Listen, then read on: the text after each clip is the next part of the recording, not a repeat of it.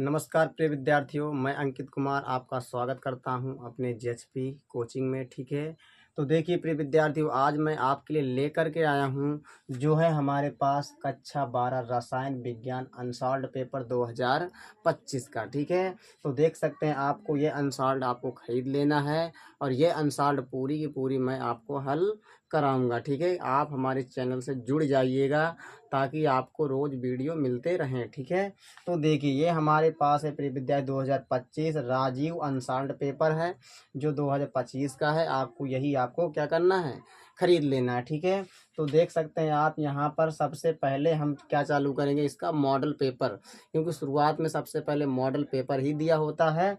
हम सबसे पहले इसी को हल करेंगे, इसके बाद हम चलेंगे सेट नंबर 1 पर। ठीक है, तो देखिए क्योंकि इस मॉडल पेपर का उत्तर नहीं दिया होता, इसीलिए मैं आपको ये पूरा मॉडल पेपर आपको बताऊंगा। देख सकते हैं यहाँ पर हम सबसे पहले चालू करेंगे पहला क्वेश्चन से। ठीक है, देखिए प्रिय विद्यार्थियों, हम चलते हैं अब अपने क्वेश्चन की तरफ। एक का क्वेश्चन कह रहा है हमारा, समान ताप पर किन विलयनों के युग्म समपरासारी हैं। ठीक है, यही कह रहा है ना। तो देखिए पहला ऑप्शन पे हमारा दिया है 0.1 MnACl तथा 0.1 MNa2SO4। दूसरा ऑप्शन पर है 0.1 M यूरिया तथा 0.1 MnACl। तीसरा है 0.1 M यूरिया तथा 0.2 M MgCl2। और चौथा है 0.1 M CaNO3 का होल ट्वाइज तथा 0.1 MNa2SO4। यही कह रहा है ना, 4 ऑप्शन हमारे पास दिए हैं। तो देखिए मैं बता दूं, इसमें जो हमारे पास है एक है NaCl और हमारे पास ऑप्शन पर है Na2SO4।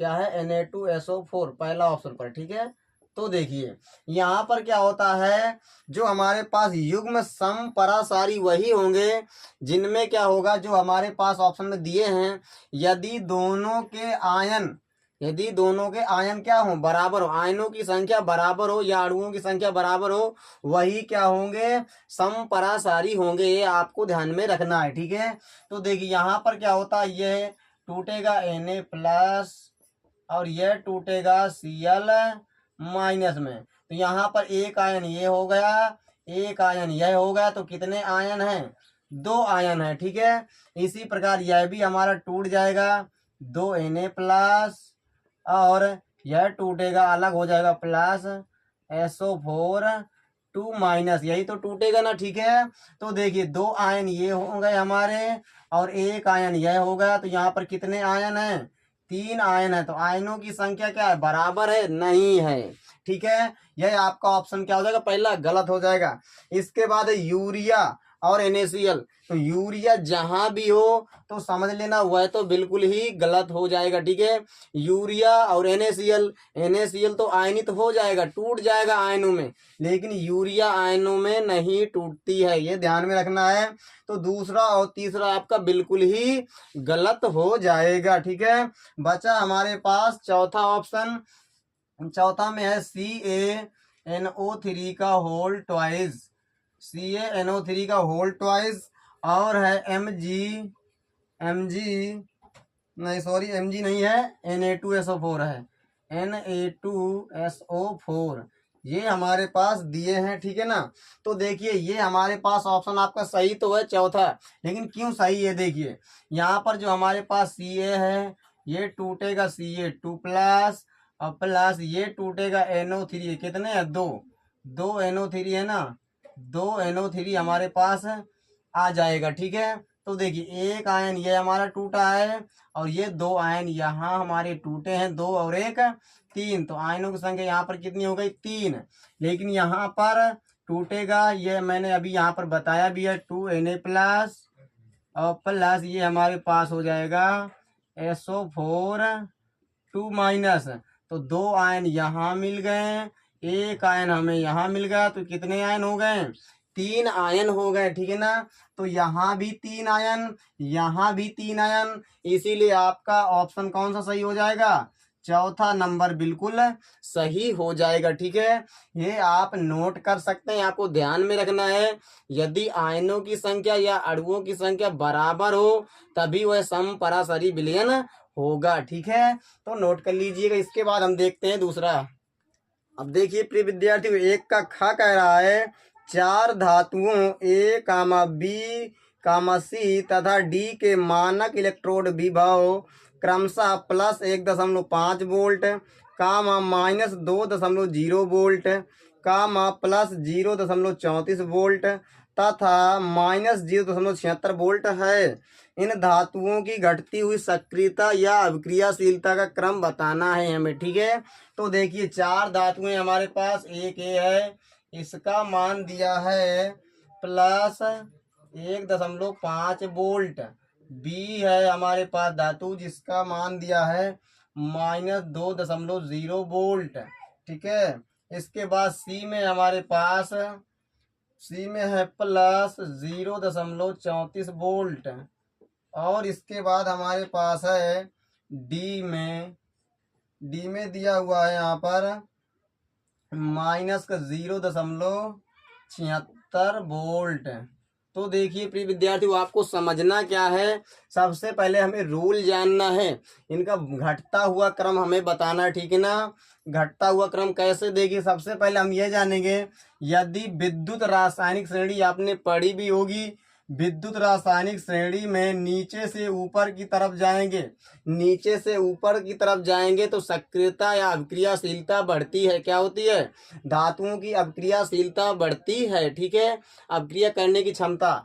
और यदि ऊपर से नीचे की तरफ आएंगे तो अभिक्रियाशीलता क्या होगी, घटेगी। ये आपको ध्यान में रखना है। ठीक है ना, अभिक्रियाशीलता या सक्रियता ऊपर से नीचे की तरफ आने पर क्या होती है, घटती है। ठीक है, यदि बॉटम से टॉप की तरफ जाएंगे तो अभिक्रियाशीलता बढ़ेगी। यदि आप टॉप से बॉटम की तरफ आएंगे तो क्या होगा, अभिक्रियाशीलता घटेगी। ठीक है, यानी कि मतलब नीचे से ऊपर की तरफ बढ़ेगी, ऊपर से नीचे की तरफ घटेगी। ठीक है, तो ध्यान में रखना, इनमें से जो हमारे पास जिसका मान कम, सबसे देखिए सबसे छोटा नंबर तो यही है, सबसे छोटा नंबर आपका यही है -2। और क्योंकि यह बड़ा होता है ना, यह तो बड़ा, इससे यह बड़ा है। ठीक है ना, इससे यह बड़ा है, ये हमारे प्लस के हैं, ये प्लस के हैं।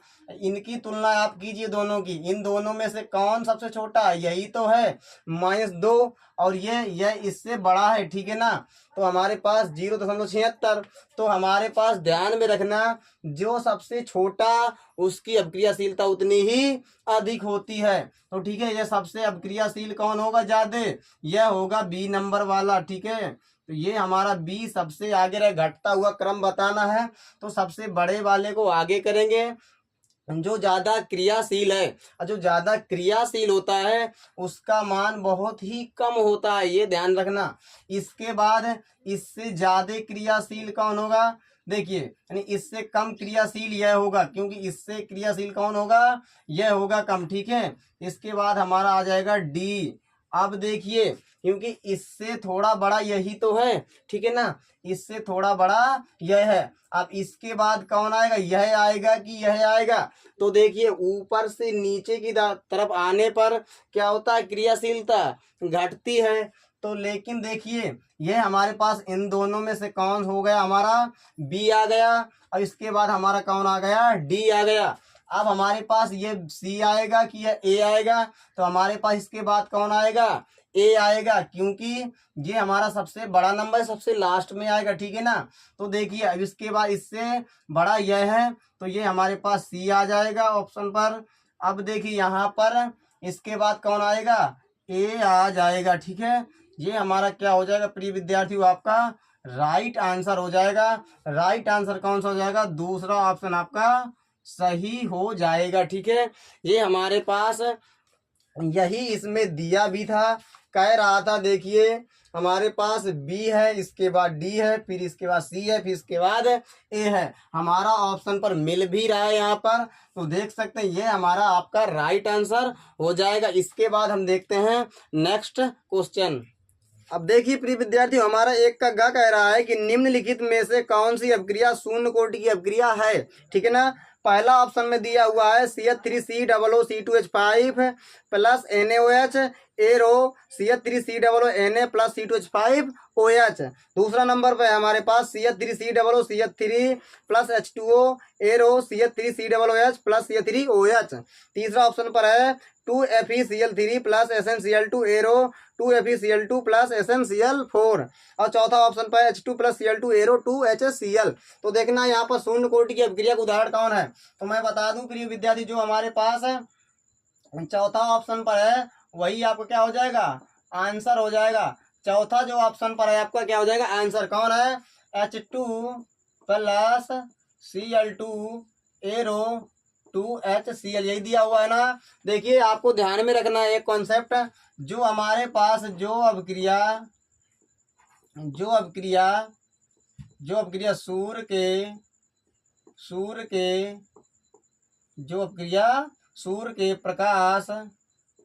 प्रकाश की उपस्थिति में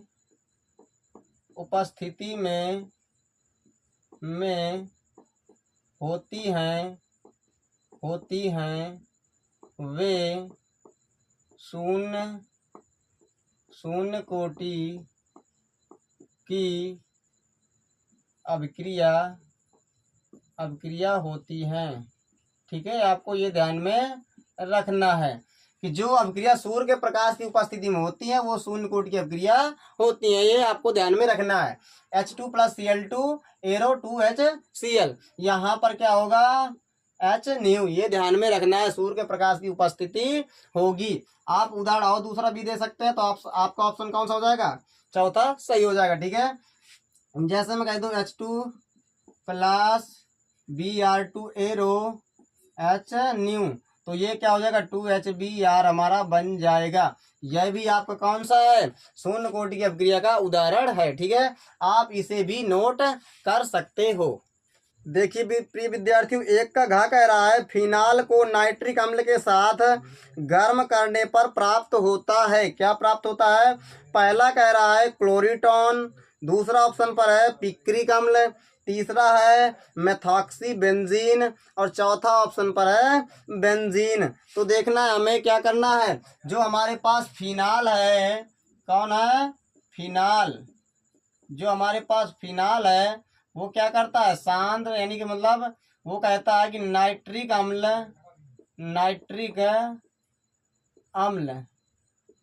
अम्ल के साथ क्रिया करता है, तो क्या बनाता है, यही कह रहा ना, जो फिनाल है वो नाइट्रिक अम्ल के साथ क्रिया करके क्या बनाता है, तो ध्यान रखिए क्या बनाता है, पिक्रिक अम्ल, क्या बनाता है, पिक्रिक अम्ल बनाता है। क्या बनाता है प्रिय विद्यार्थियों, पिक्रिक अम्ल बनाता है।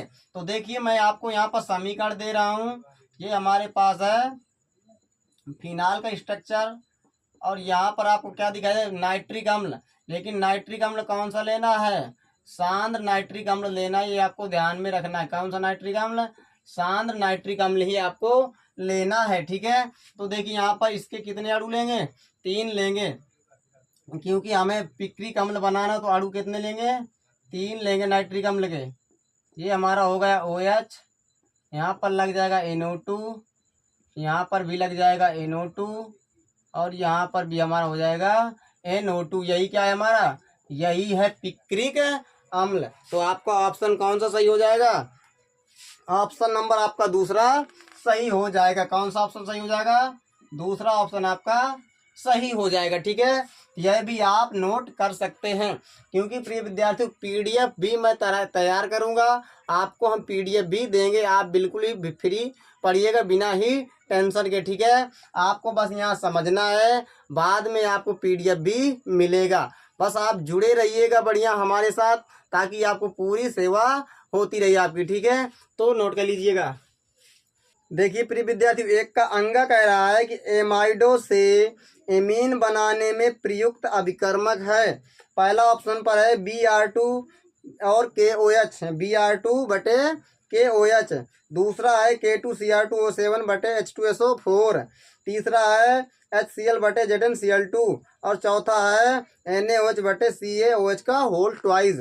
तो देखिए यदि एमाइडो से एमीन बन रहा है तो कौन सा विकर्मक यूज होगा। तो देखिए जैसे हमारे पास एक एमाइड है CH3CONH2, ये क्या एक प्रकार का हमारा एमाइड है, ये क्या CH3CONH2। अगर हमें इसको चेंज करना है किस पर, एमीन पर, यानी कि मतलब CH3NH2 पर, तो हम क्या यूज करेंगे, Br2 और KOH क्या यूज करेंगे, Br2 और KOH क्या यूज करेंगे। ये हमारा एक प्रकार का एमाइड है और ये हमें किस में चेंज करना है, यदि एमीन बनाना है तो हमें क्या यूज करना पड़ेगा, Br2 बटे KOH। ये कौन सी अपक्रिया, हाफ मान ब्रोमाइड अपक्रिया है। कौन सी अपक्रिया, ये हाफ मान ब्रोमाइड अपक्रिया है। तो आपका ऑप्शन नंबर कौन सा सही हो जाएगा, ऑप्शन नंबर आपका पहला सही हो जाएगा। ठीक है, यह भी आप नोट कर सकते हैं। देखिए प्रिय विद्यार्थी, एक का क्या कह रहा है, राइबोफ्लेविन नाम है नंबर 1 विटामिन B1 का, नंबर दूसरा विटामिन B2 का, तीसरा विटामिन B6 का, चौथा है विटामिन B12 का, यही कह रहा ना। तो देखिए मैं आपको बता दे रहा हूँ, जो हमारे पास विटामिन B1 है, यानी कि मतलब विटामिन B1 का नाम, विटामिन B1 का नाम होता है थायमीन। क्या होता है, थायमीन। और विटामिन B2 का नाम, विटामिन B2 का नाम होता है राइबोफ्लेविन। क्या होता है, राइबोफ्लेविन। और हमारे पास विटामिन B6 का नाम होता है पायरीडाक्सिन। ये ध्यान में रखिए, क्या नाम होता है, पायरीडाक्सिन। और विटामिन B12 का नाम होता है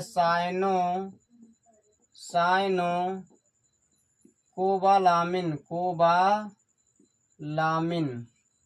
क्या होता है, साइनोकोबालामिन। ये आपको सभी विटामिन के नाम आपको याद कर लेना है। तो विटामिन यही तो कह रहा था, राइबोफ्लेविन नाम है, तो किसका राइबोफ्लेविन नाम है, विटामिन B2 का। किसका नाम, विटामिन B2 का। तो आपके ऑप्शन में दिया हुआ है दूसरे नंबर पर, तो आपका दूसरा ऑप्शन क्या हो जाएगा, बिल्कुल सही हो जाएगा। यह भी आप नोट कर सकते हैं। इसके बाद हम देखते हैं नेक्स्ट क्वेश्चन। ठीक है, देखिए प्रिय विद्यार्थियों, दूसरे का कह रहा है, राउल्ट के नियम को परिभाषित कीजिए तथा उसकी सीमाएं बताइए। 2 नंबर का क्वेश्चन है। ठीक है, तो देख सकते हैं यहाँ पर हमारे पास सबसे पहले हमें समझना है राउल्ट का नियम क्या है। ठीक है, तो देखिए राउल्ट का नियम हम समझेंगे, इसके बाद हम ध्यान देंगे आगे की तरफ। और क्या कह रहा है, सीमाएं भी हमें बताना है। तो सबसे पहले हम क्या करेंगे, हेडिंग डाल देंगे राउल्ट का नियम। क्या डाल देंगे, हेडिंग राउल्ट का नियम। क्या डाल देंगे, राउल्ट का नियम। क्या डाल देंगे, हेडिंग राउल्ट का नियम। ठीक है, तो देखिए राउल्ट का नियम होता क्या है, सबसे पहले मैं आपको शॉर्टकट में बताऊंगा, यानी कि मतलब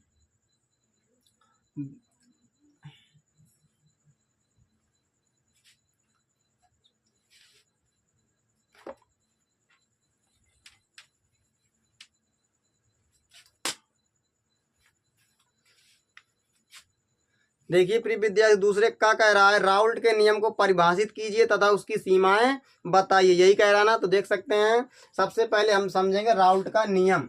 तो देखिए हमारे पास है राउल्ट का नियम। तो देखिए यहाँ पर हम समझते हैं क्या है। तो आपको जानना है, वाष्प यानी कि मतलब वाष्प दाब का आपेक्षिक अवनमन, वाष्प दाब का आपेक्षिक अवनमन विलेय के मोल प्रभाज के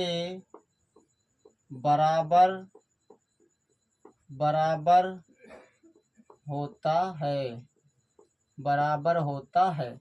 तो देखिए यहाँ पर क्या लिखा है, वाष्प दाब का अपेक्षिक अवनमन विलेय के मोल प्रभाज के बराबर होता है। यही आपका क्या है, राउल्ट का नियम। यही क्या है आपका, राउल्ट का नियम। हम इसे समझते हैं। वाष्प दाब का अपेक्षिक अवनमन क्या होता है, P0 माइनस PS अपान P0। ये क्या होता है, वाष्प दाब का अपेक्षिक अवनमन किसके बराबर होता है, विलेय के मोल प्रभाज के। जो विलेय का मोल प्रभाज होता है उसके लिए विलेय के मोल बटे विलेय प्लस विलायक के मोल, ये होता है आपका सूत्र। इसी से आपको याद भी रखना है, ठीक है। क्या होता है सूत्र, P0 माइनस PS अपान P0 बराबर N बटे N plus N, small n बटे small n plus capital N। ये होता है हमारा सूत्र। तो देखिए ये हमारा वाष्प दाब का अपेक्षिक अवनमन है, ये क्या है, विलेय का मोल प्रभाज है। तो P0 हमारे पास क्या है, P0 है विलायक का वाष्प दाब, क्या है, वाष्प दाब। PS क्या है, विलयन का वाष्प दाब। और ये N क्या है, N है विलेय के मोलों की संख्या। स्मॉल n क्या है, विलेय के मोलों की संख्या, और कैपिटल N क्या है, विलायक के मोलों की संख्या। ये हमारे पास है। अब हमें क्या जानना है, सीमाएं इसी की, ठीक है। क्या जानना है, सीमाएं। क्या जानना है, सीमाएं। तो पहला है, यह नियम केवल तनु विलयनों पर लागू होता है। किस पर लागू होता है, केवल तनु विलयनों पर लागू होता है। दूसरा है, यह नियम केवल अवाष्पशील, जो वाष्प बनकर न उड़े, जैसे यूरिया है, ग्लूकोज है, अवाष्पशील पदार्थों के विलयनों पर अवाष्पशील पदार्थों के विलयनों पर लागू होता है, ठीक है। ये आपको ध्यान में रखना है। क्या लिखा है, यह नियम केवल तनु विलयनों पर लागू होता है, केवल तनु यानी पतला विलयन, ठीक है। और यह नियम केवल अवाष्पशील पदार्थों के विलयनों पर ही लागू होता है। जो हमारे पास अवाष्पशील पदार्थ है, जैसे ग्लूकोज के वाष्प बनकर नहीं उड़ता, जैसे नमक, जैसे चीनी, ये हमारे क्या है, अवाष्पशील पदार्थ होते हैं। यदि मिले हुए हैं पानी में तो केवल उन्हीं पर यह लागू होगा, राउल्ट का नियम। यह हमारे पास राउल्ट का नियम, ये इसकी सीमाएं। तो आज के लिए प्रिय विद्यार्थियों, आज के लिए इतना ही है, ठीक है। इसके बाद हम मिलेंगे नेक्स्ट वीडियो में। अगर आपको इसी तरह के वीडियो चाहना है तो कृपया करके हमारे चैनल से जुड़ जाइएगा। यदि आपने हमारे चैनल को सब्सक्राइब नहीं किया है तो कृपया करके ज़रूर सब्सक्राइब कर लीजिएगा। चलते हैं, नमस्कार, जय हिंद, वंदे मातरम।